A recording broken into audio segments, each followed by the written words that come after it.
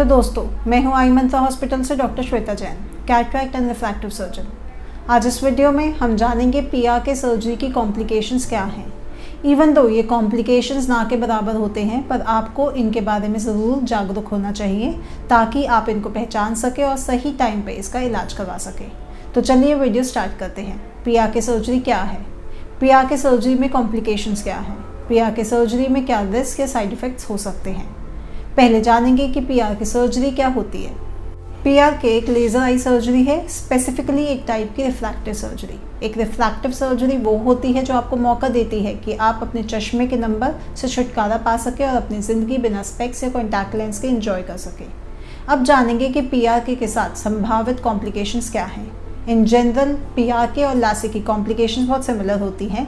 सभी other surgical procedures की तरह PRK में भी रिस्क हैं। हालांकि PRK एक एक्सपीरियंस सर्जन के थ्रू किया जाता है, तो कॉम्प्लिकेशंस का रिस्क ना के बराबर होता है। एक्चुअल में ये सर्जरी आज के टाइम की सबसे सेफेस्ट प्रोसीजर्स में से एक है, अगर इसको ठीक से किया जाता है। अब जानेंगे ऐसी रेयर एंड सीरियस कॉम्प्लिकेशन जो PRK के साथ देखी जा सकती हैं, जिनके बारे में आपको पता होना चाहिए। ये है कॉर्नियल हेज़। हीलिंग प्रोसेस के दौरान कॉर्नियल हेज़ हो सकता है। यह आपकी काली पुतली में एक बादल की तरह होता है। इसके कारण ब्लरी या हेजी विजन हो सकता है। एक जनरल रूल के तहत जिसका नंबर जितना ज़्यादा होता है उतना ही कॉर्नियल हेज़ का रिस्क बढ़ जाता है। PRK के बाद सिग्निफिकेंट कॉर्नियल हेज़ आज के इक्विपमेंट्स और मेडिकेशंस के साथ एक्सट्रीमली रेयर है। अगर आपका केस वो एक्सट्रीम रेयर केस है जिसमें कॉर्नियल हेज़ आया है, तो घबराने की बात नहीं है। ये वक्त के साथ हल्का होने के साथ साथ गायब भी हो जाता है। Recurrent erosions. PRK प्रोसीजर के दौरान एपिथेलियम या काली पुतली की सबसे बाहरी परत को हटा दिया जाता है और फिर ये 1-2 दिन में रीग्रो हो जाती है। PRK के बाद कभी कभी ऐसा हो सकता है कि एपिथेलियम का छोटा हिस्सा निकल जाता है।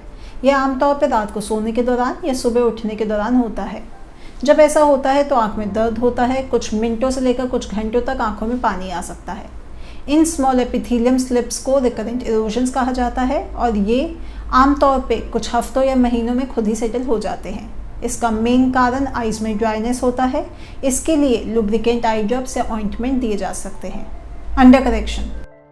अंडर करेक्शन का मतलब है कि सर्जरी के बाद भी आपका नंबर पूरी तरह से गया नहीं। मोस्टली जो लासिक सर्जरी करी जाती है वो माइनस नंबर वाले लोगों में करी जाती है, जिन्हें हम नियर साइटेड या मायोपिक भी कहते हैं। अगर आपका लासिक या PRK सर्जरी के बाद भी थोड़ा सा नंबर रह गया है तो इसमें परेशान होने की बात नहीं है। थोड़ी सी कमी आपके विजन को सीरियसली इफेक्ट नहीं करती और जब आप 40 साल की उम्र के हो जाएंगे तो ऐसे में आपका ये थोड़ा सा नंबर जैसे कि -0.25 या -0.5 आपको रीडिंग में हेल्प कर सकता है, जिससे आपको नज़दीक का चश्मा नहीं पहनना पड़ेगा। लेकिन अगर अंडर करेक्शन ज़्यादा है, जिसमें आपका पावर -0.5 से भी ज़्यादा है, तो आमतौर पे डॉक्टर आपको 6 महीने बीत जाने के बाद एक एनहांसमेंट प्रोसीजर प्लान करते हैं। Over correction. ओवर करेक्शन का मतलब है कि आपका रिफ्रैक्टिव एरर सर्जरी के कारण ज़रूरत से ज़्यादा कम हो गया है। यदि आप शुरू में नियर साइटेड हैं, यानी आप दूर का चश्मा लगाते हैं, तो ओवर करेक्शन का मतलब है कि आपका PRK के बाद फास्ट साइटेड हो जाएंगे, यानी कि आपको दूर का नज़र आएगा लेकिन नज़दीक में परेशानी होने लगेगी। यदि आप PRK से पहले दूरदर्शी थे तो ओवर करेक्शन का मतलब होगा कि आप नियर साइटेड बन जाएंगे। इस मामले में आपकी डिस्टेंस विजन कुछ ब्लर होगी और आपको नियर विजन अच्छी होगी। सर्जरी के बाद टेम्परेरी ओवर करेक्शन अनकॉमन नहीं है और आमतौर पे पहले महीनों में ये ठीक हो जाता है। अंडर करेक्शन की तरह अगर ओवर करेक्शन ज़्यादा है और ये 1-2 महीने में ठीक नहीं होता है तो आपको एनहांसमेंट प्रोसीजर सजेस्ट किया जा सकता है। Dry eyes.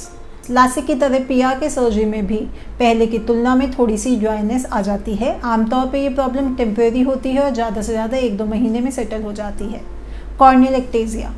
केराटोकोनस कॉर्निया में एक हेरिडिटरी वीकनेस है जो कॉर्निया को बाहर की ओर उभरने के कारण होता है, जिससे विजन ब्लर हो जाती है। जब PRK या लासिक के बाद केराटोकोनस डेवलप होता है तो हम इसे कॉर्नियल एक्टेजिया कहते हैं।